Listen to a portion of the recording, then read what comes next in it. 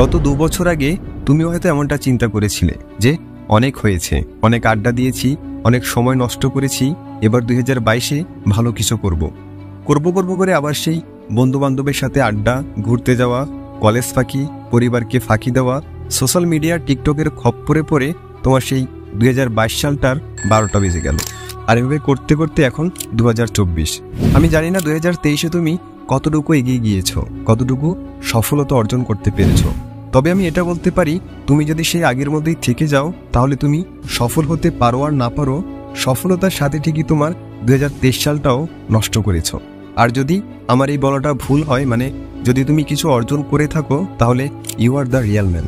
আচ্ছা, একটাবার একটু ভাবো তো, আজ থেকে 10 বছর পর যখন তোমার কোনো ঘনিষ্ঠ বন্ধু, তোমার এলাকার কোনো ফ্রেন্ড অথবা তোমার কোনো কলেজমেট, একটু চিন্তা করো তো, আজ থেকে 10 বছর পর হঠাৎ একদিন তার সাথে তোমার দেখা, যে দামি কোনো বাইক থেকে অথবা দামি কোনো গাড়ি থেকে নেমেছে, যার চলাফেরা, কথা বলার স্টাইল তোমার থেকেও অনেক উপরের লেভেলের, যিনি হয়তো বড় কোনো কোম্পানির উচ্চপদস্থ কর্মকর্তা অথবা ডাক্তার কিংবা ইঞ্জিনিয়ার হয়ে তোমার সামনে কথা বলছে। আরে বন্ধু, কেমন আছিস, অনেক বছর পর দেখা। তার বিপরীতে তোমার পরনে নর্মাল কোনো শার্ট প্যান্ট, তুমি কোনো রকম একটা জব করো, তোমার চেহারার হাল কোনো কিছু আর ঠিক নেই। হয়তো একসময় যে বন্ধুর সামনে তুমি নির্দ্বিধায় ধূমপান করতে, আজ সেই বন্ধুকে দেখে, আজ সেই বন্ধুর গেট আপ দেখে তোমার হাতে থাকা সিগারেটটা লুকিয়ে ফেলে দিতে চাচ্ছ। একটাবার একটু চোখ বুজে ভাবো তো সেই মুহূর্তটার কথা, তখন কেমন লাগবে তোমার, নিজেকে কতটা ছোট মনে হবে নিজের কাছে। একটা দীর্ঘশ্বাস ছেড়ে মনে মনে হয়তো এটাই ভাববে, আহ জীবন, কি ছেলে কি হয়ে গেল, আর আমার শালার রাশিটাই খারাপ, কিছুই করতে পারলাম না জীবনে। আফসোস আর আফসোস হবে, তাই না? হ্যাঁ, আফসোস হওয়ারই কথা, লজ্জা পাওয়ারই কথা। আর এই লজ্জা পাওয়াটার দরকারও আছে, কারণ সেই ছেলেটা যখন তার সময়টাকে ভালো কাজে, নিজের ক্যারিয়ার গড়ার পেছনে ব্যয় করত, হয়তো তুমি তখন বন্ধুদেরকে নিয়ে চায়ের দোকানে আড্ডা দিতে। ওই ছেলেটা যখন নিজের লাইফটাকে সুন্দর করার জন্য দিনরাত পড়াশোনা করত, ফ্যামিলির কথা ভাবত, কঠোর পরিশ্রম করত, ঠিক সেই সময়টায় তুমি হয়তো গার্লফ্রেন্ডকে নিয়ে ঘুরে বেড়াচ্ছ, পড়াশোনার ফ্যামিলিকে ফাঁকি দিচ্ছ, সোশ্যাল মিডিয়ায় ডুবে আর টিকটকে ভাইরাল হওয়ার জন্য ব্যস্ত। তাহলে তুমি বলো যে ভবিষ্যতে ওই ছেলেটার সফল না হয়ে কি তুমি সফল হবে? ওই ছেলেটার ভবিষ্যৎ সুন্দর না হয়ে কি তোমার হবে? দামি গাড়ি, দামি বাড়ি, সব তো ওরই প্রাপ্য। একজন ব্রিটিশ লেখিকা মারিয়া অ্যাজওয়ার্থ, তিনি বলেছিলেন, আমরা যদি সময়ের যত্ন নেই তবে সময় আমাদের জীবনের যত্ন নেবে। আসলে জীবনের কঠিনতম বাস্তবতা এটি। আজ তুমি তোমার সময়টাকে যেভাবে ব্যবহার করবে, ভবিষ্যতের সময় ঠিকই তোমাকে তা ফিরিয়ে দেবে, হোক সেটা ভালো অথবা মন্দ। সময় কাউকে ঠকায় না, আর এটাই হচ্ছে প্রকৃতির নিয়ম। বন্ধুরা, মাফ করবে, আমি চাই না যে ওরকম কোনো খারাপ সিচুয়েশন তোমার জীবনে আসুক। আমি চাই না ফেলে আসা বছরগুলোর মতো তোমার এই 2024 সালটাও ধ্বংস হয়ে যাক, তোমার ভবিষ্যৎটা অন্ধকার হতে থাক। আর তাই আজকের এই ভিডিওতে তোমাকে এমন 6টি রুলস বলতে চলছি, যদি তুমি তা মেনে চলতে পারো তাহলে এই বছরটা তোমার জন্য অন্যরকম হতে চলছে। এই একটা বছর যদি তুমি এই রুলসগুলো তোমার জীবনে মেনে চলতে পারো, তাহলে তোমার আগামী বছরগুলো পরিবর্তন হয়ে যাবে। তোমাকে সফল হওয়া থেকে কেউ আটকাতে পারবে না। তবে হ্যাঁ, তোমরা যারা 2023 সহ গত বছরগুলো নষ্ট করেছো তাদেরকে বলছি, শুধুমাত্র এই ভিডিওটি দেখার ফলেই তোমার 2024 সালটা ভালো যাবে না, যতক্ষণ না তুমি আজকের এই ভিডিওতে বলতে যাওয়া রুলসগুলো নিজের জীবনে ইমপ্লিমেন্ট না করবে। শুধু একটা কেন, এরকম 1000টা ভিডিও দেখলেও কাজ হবে না। বাট যদি তুমি এটা ভালোভাবে মেনে চলতে পারো, তাহলে এই একটা ভিডিওই তোমার জন্য যথেষ্ট। আর হ্যাঁ, শুধু আবেগের বসে 1 মাস ফলো করলে হবে না, তোমাকে 12 মাসই ফলো করতে হবে। তাহলে চলো জেনে নেওয়া যাক সেই রুলসগুলো কি, যার মাধ্যমে তুমি ওইসব জিনিস অর্জন করতে পারবে যা তুমি পেতে চাও। আর যদি তুমি সত্যিই চাও যে এবার সময় এসেছে ঘুরে দাঁড়ানোর, এবার সময় এসেছে জীবনে কিছু একটা করার, তাহলে এই ভিডিওর কমেন্টে অবশ্যই লিখে যাবে, yes I can do it. তাহলে চলো শুরু করা যাক। Number 1, analyse 2023। আমি আর সবার মতো তোমাকে এটা বলবো না যে গত বছরগুলোতে তুমি যা যা করেছো তা সব ভুলে যাও, বরং তোমাকে এটা বলবো যে নতুন বছরটায় আবার সবকিছু নতুন করে শুরু করার আগে তোমার পিছনে করে আসা ভুলগুলো জানা দরকার। কোন কারণটার জন্য তোমার 2023 সালটা খারাপ গেল সেটাকে খুঁজে বের করো। হতে পারে এর মধ্যে ডিসিপ্লিন, কনসিস্টেন্সি, বাজে কোনো অভ্যাস, খারাপ কোনো নেশা, অথবা কোনো মেয়ের চক্করে পড়া, কিংবা ব্রেকআপ হয়েছিল মুভ অন করতে পারোনি, অথবা এমনও হতে পারে তুমি পরিশ্রম করেও সফলতা পাওনি। এরকম অনেক অনেক কারণ থাকতে পারে তোমার 2023 সালটা খারাপ যাওয়ার। আর এজন্য তোমাকে যে জিনিসটা করতে হবে তা হলো এই সকল ঘটনা মানে সেই জানুয়ারি থেকে ডিসেম্বর পর্যন্ত যা যা তুমি করে এসেছো তা সব একটা খাতায় লিখো। এর জন্য 2 থেকে 3 দিন সময় লাগতে পারে। রোজ 1 থেকে 2 ঘন্টা একটা ফাঁকা রুমে বসে তুমি এসব লিখবে। সব লেখার পর এবার নিজেকে একটা প্রশ্ন করো যে এই 12 মাস তুমি কি কি করেছিলে যার জন্য তোমার কাছে এটা মনে হচ্ছে যে তোমার 2023 সালটা নষ্ট হয়েছে। আশা করি এর উত্তরটা তুমি সাথে সাথে পেয়ে যাবে। এখন আমার আর তোমাকে এতটা বুঝিয়ে বলতে হবে না যে তোমার কোনটা করা উচিত আর কোনটা থেকে দূরে থাকা উচিত। এই লিস্টটা তোমার হাতেই আছে।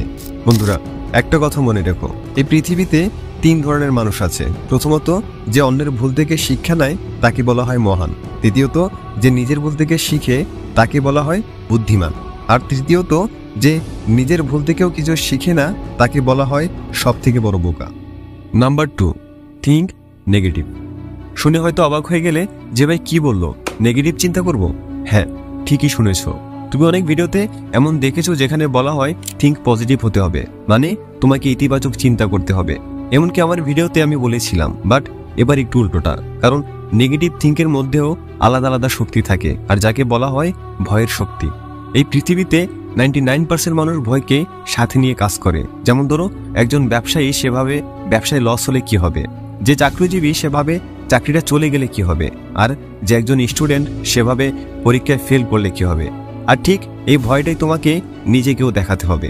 তাই কিছুক্ষণের জন্য একটু একা হয়ে যাও, অন্ধকার কোনো রুমও বেছে নিতে পারো। তারপর তুমি যে লিখেছো সেগুলোকে ভিজুয়ালাইজ করো, আর একটু চিন্তা করো যে 2023-এ তুমি যে ভুলগুলো করেছিলে 2024 শেষেও যদি সেম একই ভুল আবারও করো, তাহলে এই বছরটার শেষে তোমার ফলাফল কি হবে, তুমি কতটুকু পিছনে পড়ে যাবে।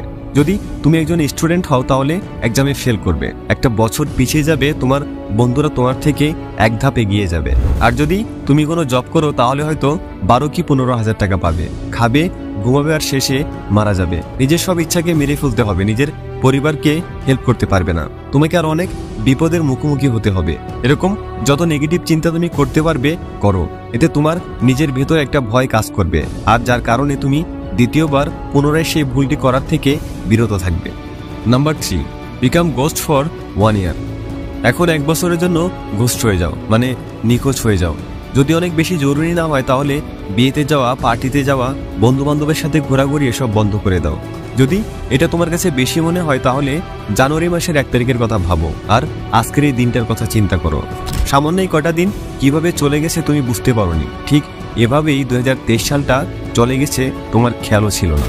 এখন পর্যন্ত তোমার সময়টা তুমি সবাইকে দিয়ে দিয়েছো, যেমন বন্ধুবান্ধব, গার্লফ্রেন্ড, পরিবারের লোকজনকে। বাট এই 2024 সালটা তোমাকে নিজেকে দিতে হবে। যা কিছুই হয়ে যাক, তোমার গোল তোমাকে অ্যাচিভ করতেই হবে। নিজের উপরে বিশ্বাস রাখো, নিজেকে বলো যে যা কিছুই হয়ে যাক, আমার কাজ, আমার লক্ষ্য, আমার টার্গেটে আমাকে পৌঁছাতেই হবে।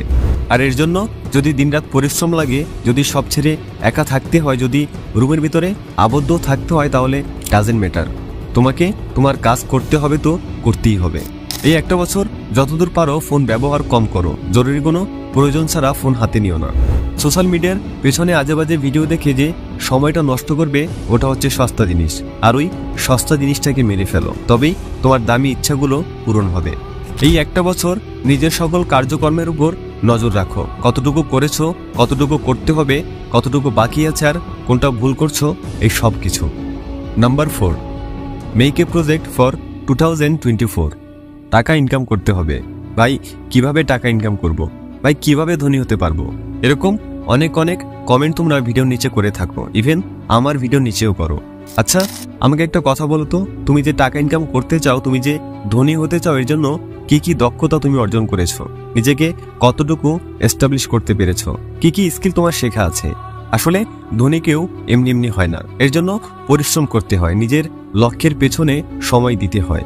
আর তাই নিজের একটা গোল সেট করো, অথবা কলেজে তুমি যেভাবে প্রজেক্ট বানাতে, ঠিক ওরকমই তোমার জীবনের লক্ষ্য নিয়ে একটা প্রজেক্ট তৈরি করো। তুমি যা হতে চাও তাকে একটি প্রজেক্ট মনে করো, এবং একটু একটু করে সেটা কমপ্লিট করতে থাকো। আগামী এক সপ্তাহে, এক মাসে, এক বছরে তুমি কি কি করতে চাও সেটার প্ল্যান এখন থেকেই একটা ডায়েরি অথবা কোনো খাতায় লেখা শুরু করে দাও। তোমার উদ্দেশ্য এটা হতে হবে যেই এক বছরের মধ্যে তোমাকে তোমার এই পুরো প্রজেক্টটা কমপ্লিট করতে হবে। প্রজেক্ট আসলে এই জন্যই বলছি কারণ এটাতে আলাদা একটা ফিল আসে। ছোটবেলা থেকেই এটা আমরা করে আসছি আর এটা আমরা সিরিয়াসলিও নিয়ে থাকি। Number 5, don't break momentum. মানুষ ফকির থেকে ধনী হয় কিছু ভালো অভ্যাসের কারণে, আবার ধনী থেকে ফকিরও হয়ে যায় কিছু খারাপ অভ্যাসের কারণে। পজিটিভ মোমেন্টামগুলো নিজের ভেতরে সবসময় ধরে রাখো। একটা উইনিং রুটিন বানাতে পারো, রাতে আর্লি ঘুমানোর এবং সকালে আর্লি ওঠার। এক্সারসাইজ করা, বই পড়া, এসব যাই করো তা তোমার সেই রুটিন মতো ঠিক সময়ে করো। আর 1 থেকে 2 মাস যখন তুমি কন্টিনিউ এই প্রসেসটা ফলো করবে তখন এটা তোমার মাইন্ডে সেভ হয়ে যাবে। আর এক সময় দেখবে তোমার আর সেই রুটিন ফলো করতে হবে না। তোমার ব্রেন নিজে থেকেই সেই কাজটি করার জন্য তোমাকে বাধ্য করাবে। তোমাকে কাজটি করার জন্য নিজেকে আর ফোর্স করতে হবে না। আর নেগেটিভ মোমেন্টাম তোমাকে সবসময় খারাপ কাজ করার জন্যই ফোর্স করে। যেমন রাতে যদি তুমি দেরি করে ঘুমাও আর যদি তোমার হাতে ফোন থাকে তখন তোমাকে ফোর্স করবে খারাপ কোনো ভিডিও দেখতে। আর সকালে যদি তুমি দেরি করে ওঠো তাহলে তুমি দেরি করে উঠবে। তাই তোমার অভ্যাসগুলো যদি ভালো হয় তাহলে একসময় গিয়ে দেখবে এর খুব একটা ভালো প্রভাব তোমার জীবনে পড়বে। পজিটিভ মোমেন্টামে তোমার জীবন একেবারে মাখনের মতো চলে যতক্ষণ না তুমি এটাকে ব্রেক করো। Number 6, don't ignore exercise and meditation. আমরা আমাদের জীবনে টাকা উপার্জন করার জন্য এত বেশি ব্যস্ত হয়ে যাই যে নিজের শরীরের দিকে আর খেয়াল থাকে না। আসলে টাকা দিয়ে কি হবে যদি তোমার শরীরটাই ভালো না থাকে? এই শরীরটার জন্যই তো এত কিছু। আমরা আমাদের জীবনে এতটা ব্যস্ত হয়ে পড়ি যে আমরা আমাদের স্বাস্থ্য আর মেন্টাল হেলথকে ইগনোর করে বসি। একজন ব্যক্তি যিনি ড্রিঙ্ক করে না, ধূমপান করে না, এক্সারসাইজও করে না, শুধু খাবার খায়, ঘুমায়।